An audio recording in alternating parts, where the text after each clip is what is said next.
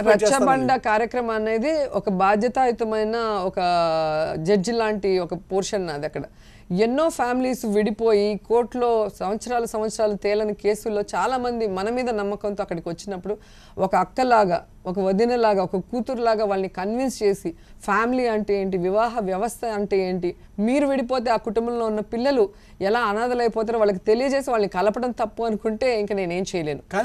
జబర్దస్త్ గురించి మాట్లాడారు. అక్కడ జరిగేటువంటి కార్యక్రమాలన్నీ కూడా కేవలం ఒక మ్యాచ్ ఫిక్సింగ్ ప్రోగ్రామ్స్ అనేటువంటి ఒక ఆర్గ్యుమెంట్ ఉంది.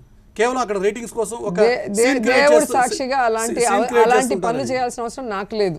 ఎందుకంటే దానికి ఎంత టైం ఉండాలి, ఎంత ఓపిక ఉండాలి, ఆ బాధలు వింటూ మనం డిస్టర్బ్ అయిపోతుంటాం. అయినా కూడా మన వల్ల ఒక కాపురం కలుస్తుంది అంటే దానికోసం మేము టైం స్పెండ్ చేయడం మీరు అర్థం చేసుకోవాలి.